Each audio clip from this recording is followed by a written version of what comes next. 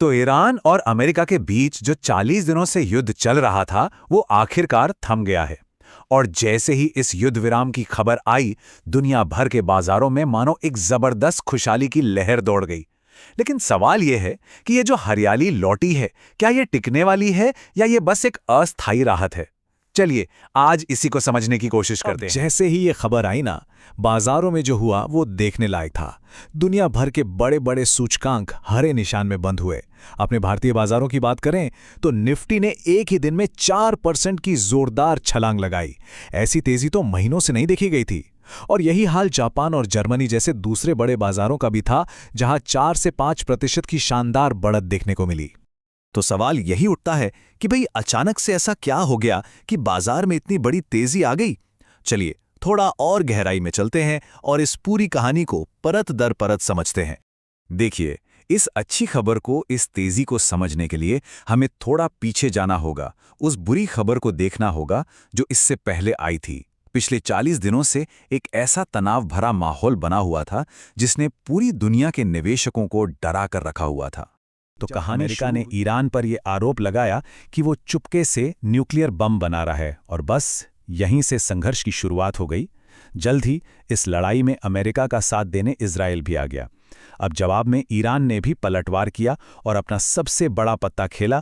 उसने हॉर्मुज़ जलडमरूमध्य का रास्ता ही बंद कर दिया। इससे तो पूरी दुनिया की अर्थव्यवस्था पर संकट के बादल मंडराने लगे।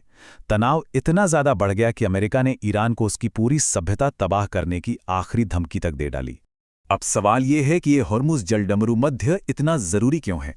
असल में ये वो संकरा समुद्री रास्ता है जहां से दुनिया का 20% तेल गुजरता है।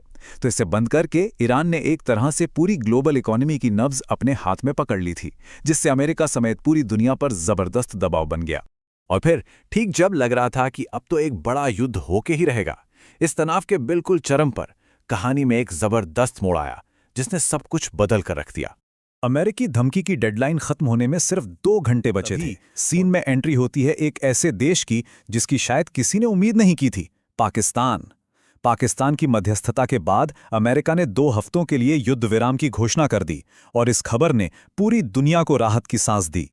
और इस युद्ध विराम का असर देखिए, वो भी तुरंत। कीमतें जो $110 प्रति बैरल के भी पार चली गई थीं, वो लगभग रातों रात गिरकर $95 के आसपास आ गईं। मतलब सीधा और बड़ा आर्थिक असर। बाजार के मूड में जो ये बदलाव आया ना, उसे समझने का सबसे अच्छा तरीका है इंडिया विक्स। विक्स को फियर इंडेक्स यानी डर का सूचकांक भी कहते हैं।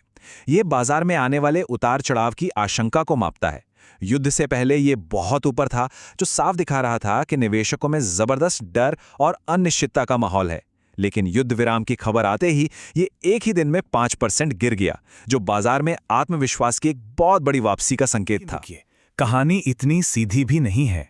ये जो राहत मिली है, ये बिना किसी शर्त के नहीं आई। ईरान ने इस 2 हफ्तों के युद्ध विराम के बदले अपनी शर्तों की एक लंबी चौड़ी लिस्ट सामने रख दी है। इस मौके का पूरा फायदा उठाया।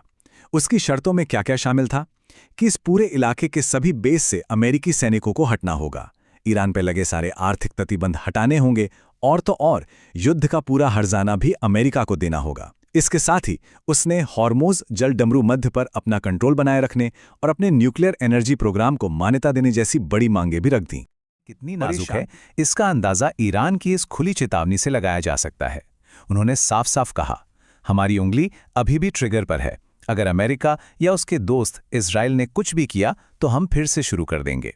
ये दिखाता है कि स्थिति अभी भी कितनी ज्यादा तनावपूर्ण है। ये सब कुछ हमें वापस उसी बड़े सवाल पर ले आता है जिससे हमने शुरुआत की थी। क्या बाजार में आई ये तेजी एक स्थायी सुधार की शुरुआत है या ये बस एक अस्थायी राहत है जो कभी भी खत्म हो सकती है? विदेशी निवेशक होते हैं ना, वो बहुत सोच समझकर पैसा लगाते हैं। एक छोटी मोटी वापसी के लिए जो वजहें चाहिए थीं वो तो मिल गईं। कच्चा तेल सस्ता हो गया, रुपया थोड़ा मजबूत हुआ, और कम से कम 2 हफ्तों के लिए जियोपॉलिटिकल रिस्क कम हो गया है। लेकिन बाजार में उनकी स्थायी वापसी के लिए अभी बहुत कुछ होना बाकी है। शांति वार्ता का सफल होना, इस युद्ध विराम का आगे बढ़ना और कंपनियों के नतीजों का मजबूत होना, ये सब बेहद जरूरी हैं, क्योंकि बड़े निवेशक अनिश्चितता से दूर भागते हैं। अब आगे क्या होगा? सबकी नजरें 10 अप्रैल को इस्लामाबाद में होने वाली शांति वार्ता पर टिकी हैं। इस मीटिंग में हॉर्मुज़ पर कंट्रोल, ईरान पर लगे प्रतिबंधों को हटाने और एक स्थायी शांति समझौते जैसे बहुत अहम मुद्दों पर बात होगी। इस बैठक का जो भी नतीजा होगा वही तय करेगा कि ये शांति कितने दिन टिकेगी और बाजार का अगला रुख क्या होगा। तो आखिर में सवाल यही बचता है, बाजार में जो ये उछाल हमें देखने को मिल रहा है, क्या ये एक सच्ची वापसी की शुरुआत है या फिर ये सिर्फ एक डेड कैट बाउंस है? बाजार की भाषा में इसका मतलब होता है एक छोटी और अस्थायी रिकवरी जिसके बाद अक्सर और बड़ी गिरावट आती है। तो असली सवाल ये है, क्या ये तेजी टिकेगी या ये गिरने से पहले की एक आखिरी उछाल है? इसका जवाब तो अब आने वाला वक्त ही बताएगा।